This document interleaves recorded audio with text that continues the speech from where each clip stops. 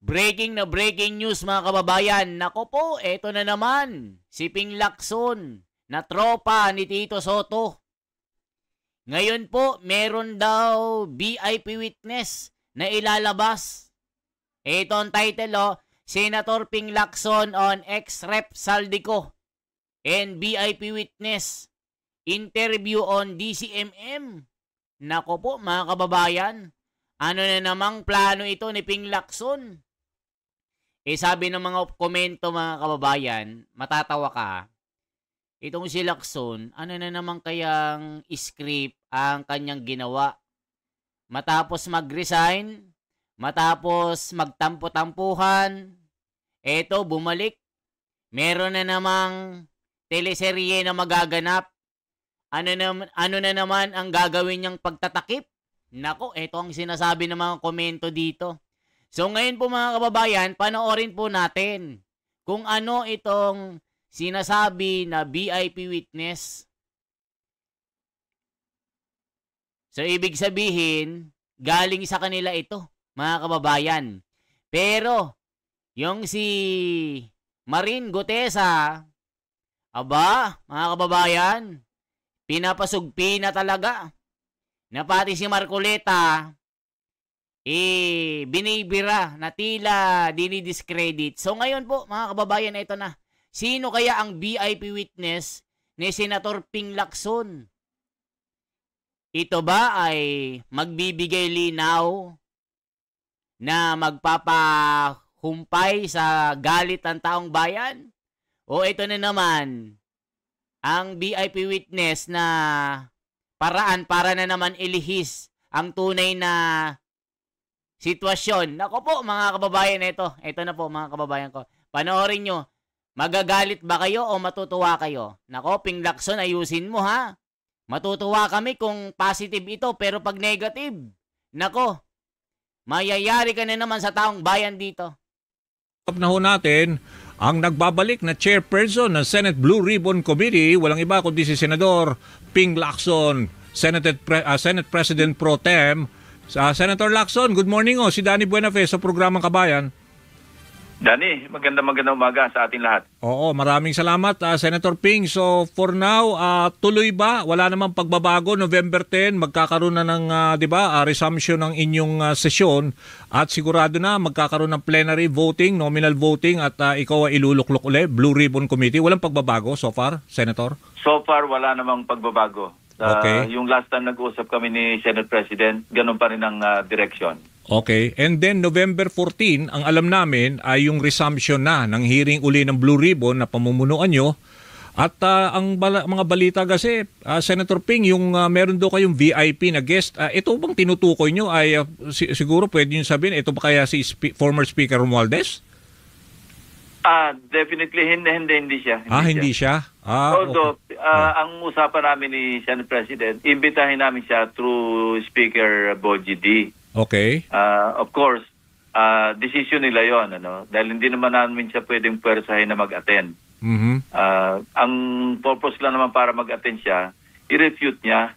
Kasi isa lang naman na nag-implicate sa kanya so far. Oo. Si Gutesa, who is now missing. Okay. But just the same, if he wants to refute, if he wants to respond, then it's up to him. That's why we're inviting him.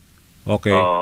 Pero itong VIP na sinasabi na ihaharap nyo, ito ho ba dating politiko na ano bang balita kasi namin parang telling all daw to tell all eh. Tama ba yung info? Hindi. I think yung tao could wrap up yung usapin tungkol sa flood control kasi may mga bago siyang sasabihin, may mga bagong pangalan na babanggitin at magbibigyan ng detalye.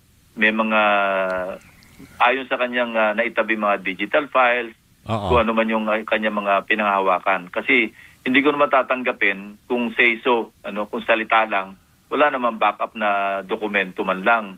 O kaya wala magko-corroborate sa kanyang sinasabi. Malabo yun. Yun nga eh. Kasi yan na nga nangyari kay Orly Gutesa. Mag-isa lang siya.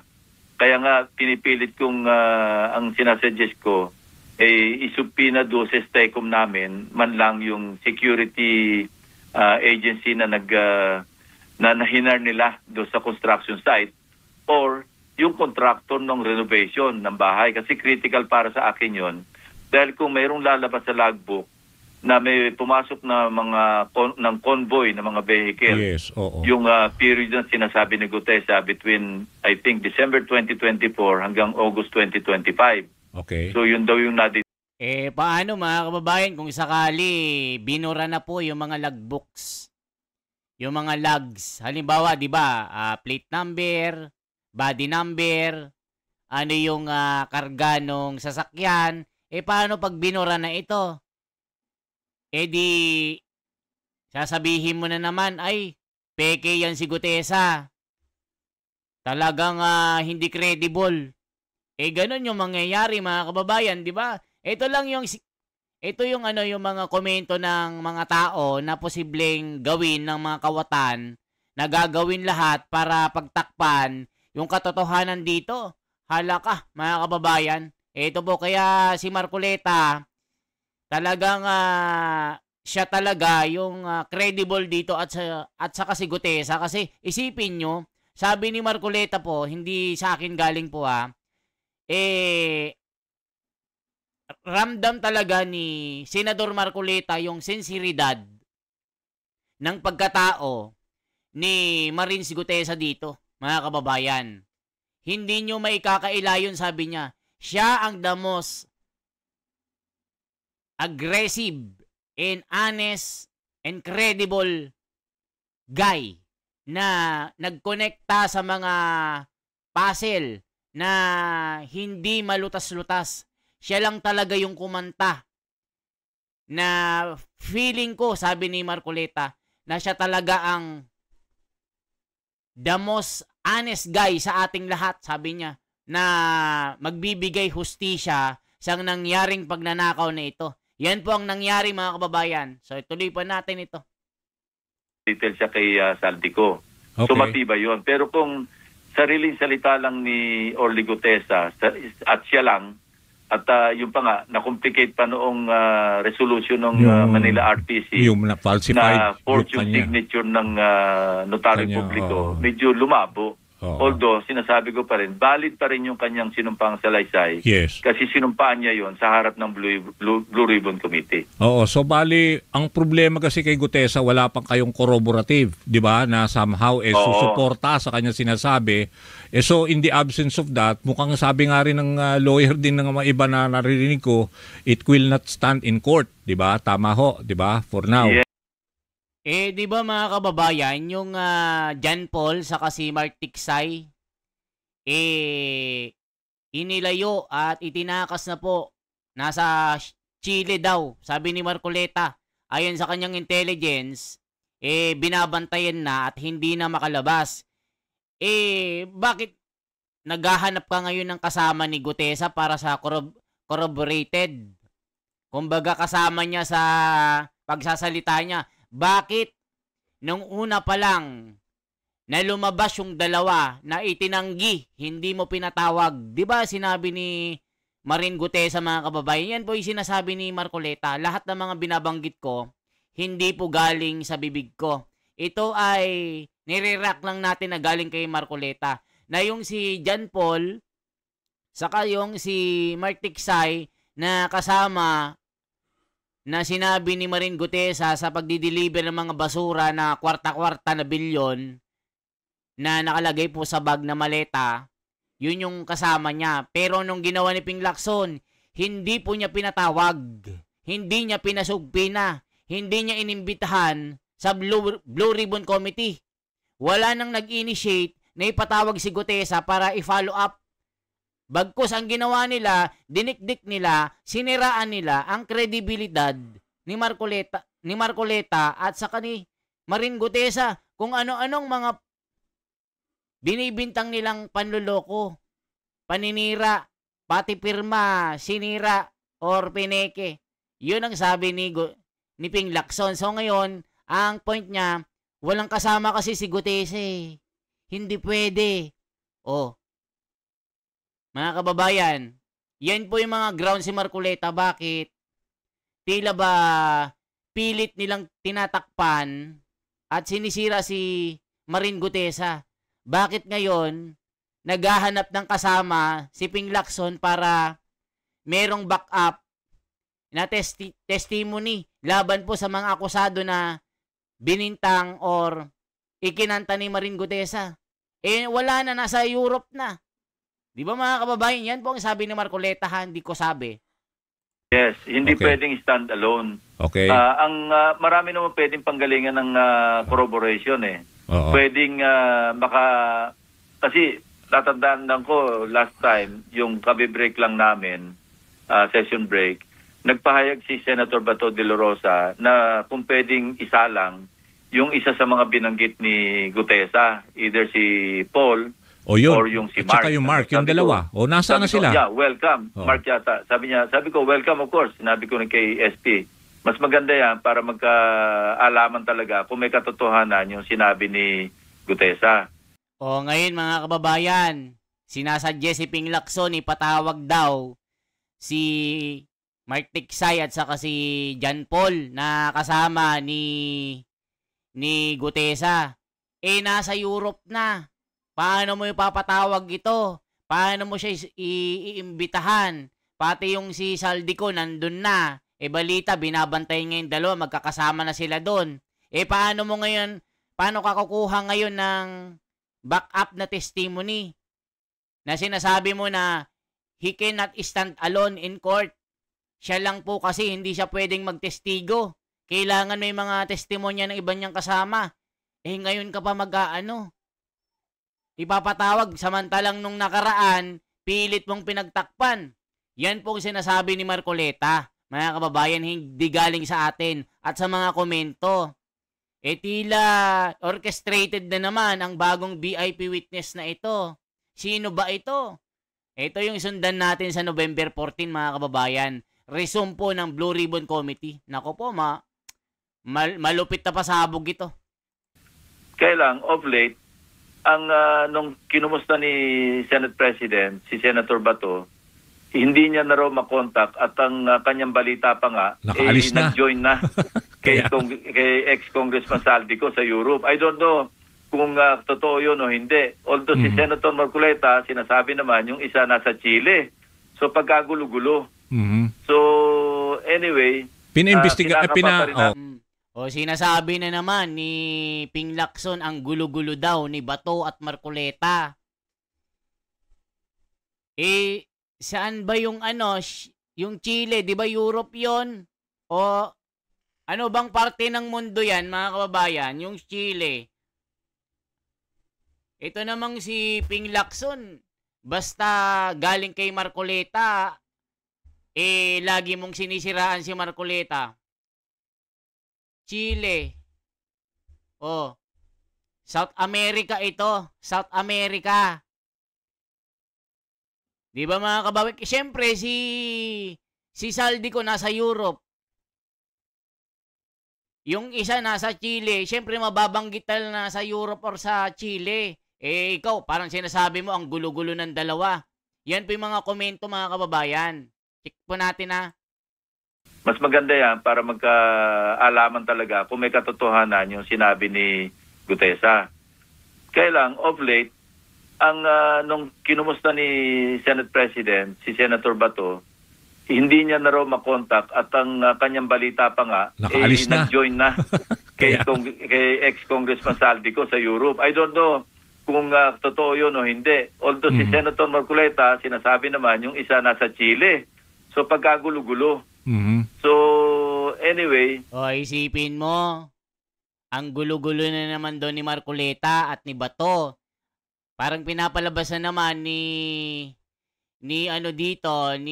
Ping Lacson, siya na naman ang pinaka-honest and credible. Pag siya nagsasabi, parang sinasabi niya, ang gulo-gulo nila Marcoleta, ang gulo-gulo ni Bato, ang gulo-gulo niyo masyado. Lacson, kayo ang magulo dyan. Tignan nyo yung nangyari dyan sa Cebu. Sa ginagawa nyong pagtatakip ng mga tunay na mga issue, yung kalikasan, ibinulgar yung nangyayaring kawatan ng pagnanakaw sa flood control. Tignan nyo, bumaha ng bumaha. Bahang gunaw ito. Di ba mga kababayan? Nakita nyo naman yung sinasabi ni Ping Lacson. Ang gulo-gulo daw ni Marcoleta at ni Bato. Di ba mga kababayan? Kinakapa pa rin namin yun. Pinasumpinan nyo rin yung dalawa para mag-appear? Just in case, yung Mark and Paul? Kasi ang proseso namin, paimbitahan, pagka hindi dumating, pwedeng pasumpinahan. Okay, pero yung sinasabi yung VIP witness, ang parang pangamba nyo rin, parang wala din siyang, hinahanapan nyo rin ng corroborative na somehow mag-support sa sasabihin nito. Yun din ba nagiging problema? May mga dokumento siya. Okay. Kasi ang sinabi ko, ang kabilin-bilinan ko, kung magbabanggit siya ng pangalan at maninira ng pangalan na wala naman siyang pruweba, kundi yung kanyang sariling salita, o walang pwede mag-corroborate sa kanyang sinabi na testimonya man lang o kaya dokumento, wag na siya magbanggit kasi wala rin eh. Yun nga, magbabanggit ka, hindi mo naman kayang susugan ng corroborative evidence. So, yun. Ba't di mo na lang ipakita para yung tao ang humusga kung totoo or hindi? Kasi mamaya, kaya hindi mo siya pinapayagan kasi nga, parang Gutesa din nakakanta. Ang ituturo, yung parang mga tinuturo ni Gutesa. Ayaw mo yun. Yun yung sinasabi ni Marcoleta dito at mga komento. Pagka tinuturo yung mga big time na mga bossing dito, itong si Lacson nakaharang agad. Hindi na binibigyang linaw yung lahat. Basta yung gusto niya yung masunod dito kasi siya nga yung chairman ng Blue Ribbon eh. Siya yung driver kung kakanan o liliko. Wala tayong magagawa. Parang ganun. Tignan yung ginawa kay Marcoleta at Gutesa. Di ba mga kababayan? Yan po ang sinasabi ng komento ng mga reaction dito. Useless. Okay. Doon sa sinabi ni Ombudsman Remulla, magbabanggit siya ng pangalan at maninira ng pangalan na wala naman siyang pruweba, kundi yung kanyang sariling salita o walang pwede mag-corroborate sa kanyang sinabi na testimonya man lang o kaya dokumento, wag na siya magbanggit kasi wala rin eh. Yun nga, magbabanggit ka, hindi mo naman kayang susugan ng corroborative evidence. So, useless. Okay. Doon sa sinabi ni Ombudsman Remulla, sabi niya as far as they're concerned, yung kaso naman ni former Speaker Romualdez, wala talaga silang makita na criminal liability kasi hindi naman siya talaga naging bahagi raw ng pag-insertion. Ang the only way na parang pwede lang siya ma-blame is because siya ho ang pumili na bilang APRO chair si dating Congressman Saldico. Yun ang nakikita niyang gross inexcusable negligence. Yun din ho ba ang nakikita niyo based sa mga investigasyon niyo as far as the former speaker is concerned? Well, tulad ng sinabi ko earlier, only Orly Gutesa ang nag-implicate sa kanya na wala naman nagko-corroborate. Kaya napaka-importante yun. Kaya nga, naghahanap kami ng pwede mag-corroborate nung statement si Gutesa. Otherwise, hindi pwede mag-stand alone eh. Hindi pwede stand alone. Pag stand alone, medyo mahina. Hindi talaga tatayo sa korte. Okay. Pero bakit nga hinayaan mo na makalayo yung dalawa? Nung the moment na sinabi ni Gutesa yung si Mark Tiksay, si John Paul, dapat pinatawag mo na agad-agad, binakuran mo na, pinagwardyahan mo na ng libu-libong pulis, lookout order mo doon sa immigration para hindi makalabas. Ang ginawa nyo, hinayaan yung makalabas.